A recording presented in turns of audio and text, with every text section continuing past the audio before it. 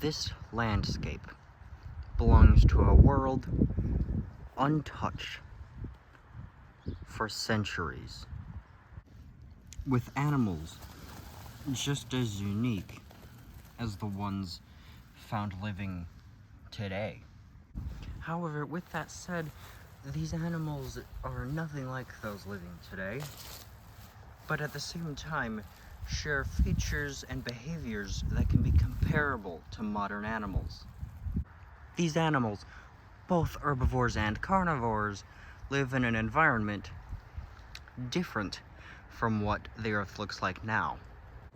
And yet, despite the time gap between when these animals lived and now, they have virtually remained unchanged.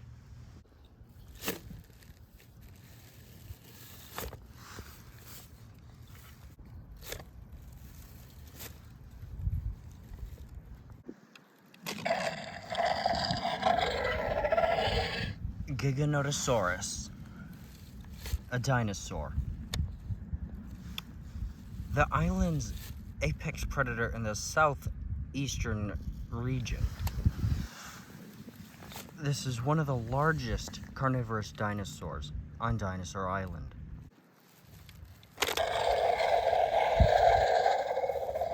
And with the island in fall, the environment is changing. Leaves are falling off trees, and the temperature is getting colder. There are relatively fewer dinosaurs here than in summer, as most are more migrating inland, where it's warmer.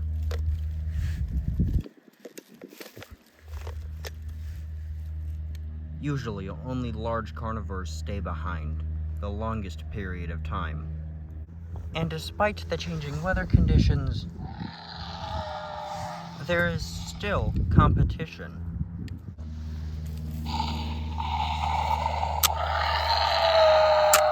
Metriacanthosaurus, a mid-sized predator.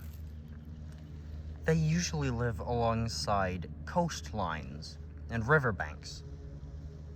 Though with fall halfway through and winter approaching, they typically migrate further inland. And as they migrate, they become more reliant on terrestrial-based food.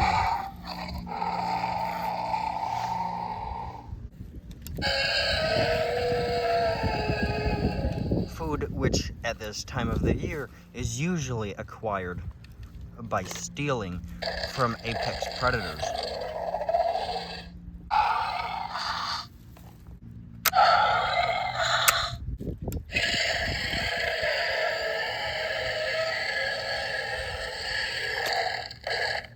Normally, Metriacanthosaurus would not try to steal from a Giganotosaurus or any other large carnivore. However, if there's more than one of them, they sometimes have a higher chance, considering both of their lengths are around the same as one apex. That said, the Giganotosaurus is not interested in sharing.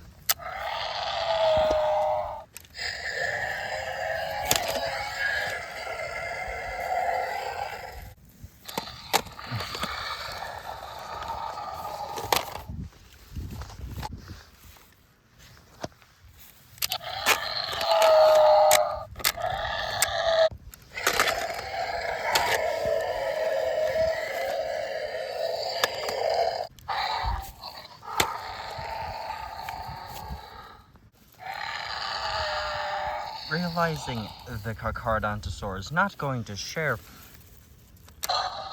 the Metriacanthosaurs will go elsewhere to look for food.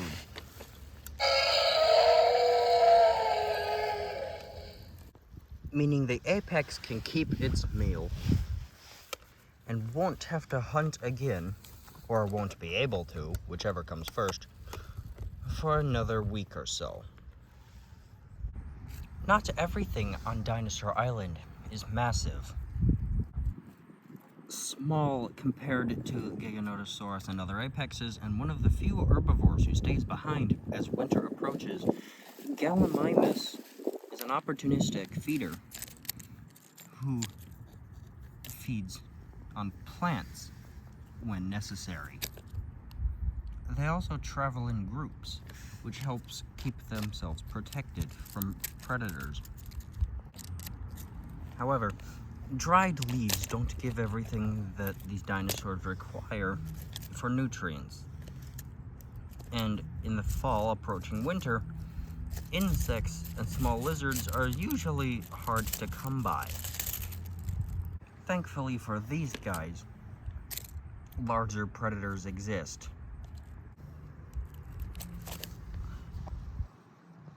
Utah raptor is also one of the last carnivores to leave the outskirts of Dinosaur Island as winter approaches.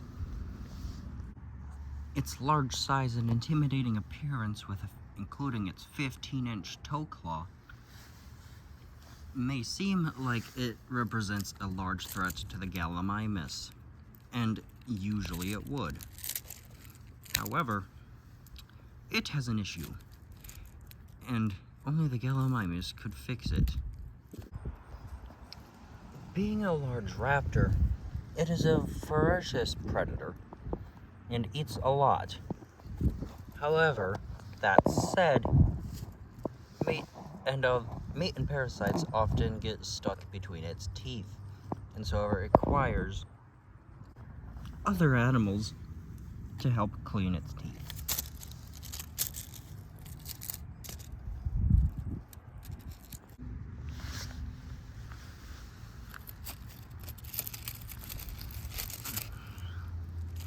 The Utah raptor is more than capable of taking down both Gallimimus. However, it chooses not to, as it needs its teeth cleaned, and if it needs this again, it needs to keep its reputation checked. Some Gallimimus are less brave when it comes to teeth cleaning, and so continue to feed on dry leaves. Now that its mouth is clean, the Utah raptor can bask in the sun's rays, warming its body. Being a dromaeosaur, it is warm-blooded. However, the sun's heat can help warm itself quicker after a cold night in the fall and winter. And the Gallimimus can continue feeding on leaves in peace, knowing that the Utah raptor will most likely not attack.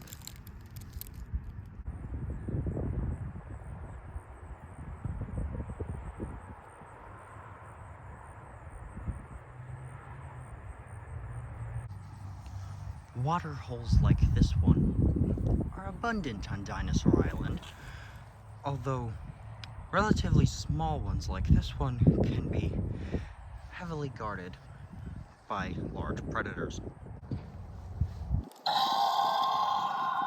Rahasaurus, an abelisaur.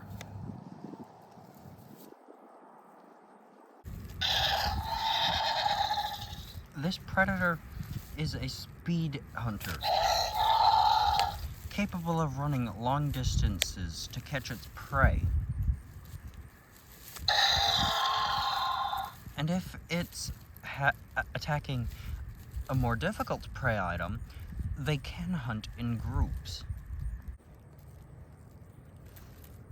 A juvenile Parasaurolophus, hiding in the long grass. As juveniles, they are prone to predation by many animals, on land, in the water, and in the air. And so hiding in the grass is a good strategy to avoid being detected.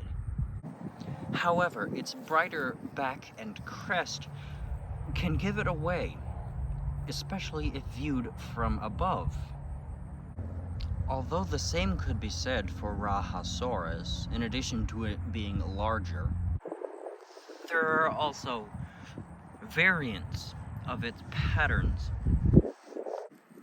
These variants usually depend on what environment they're in, although, if necessary, more than one environmentally adapted Rahasaurus can come together to hunt a similar prey item.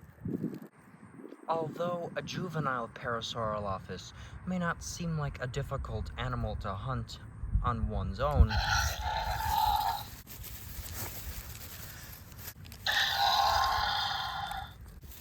the herbivore is fast and has more agility than a 26-foot Abelisaur.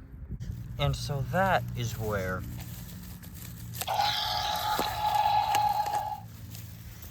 hunting together can be beneficial.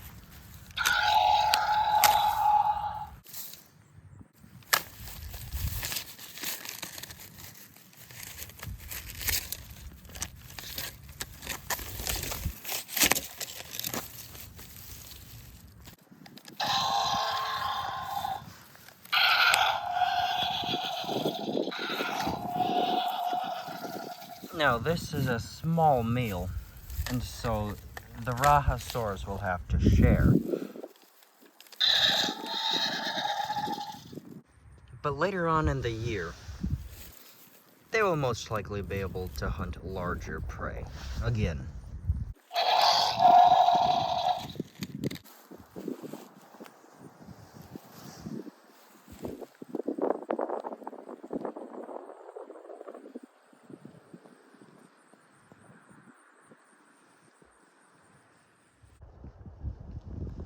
This series will cover the lives of dinosaurs living on this island, looking for food, defending territory,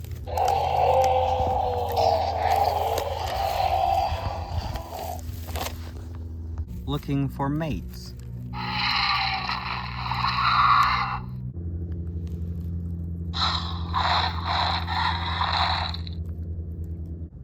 and how they adapt to an ever-changing world.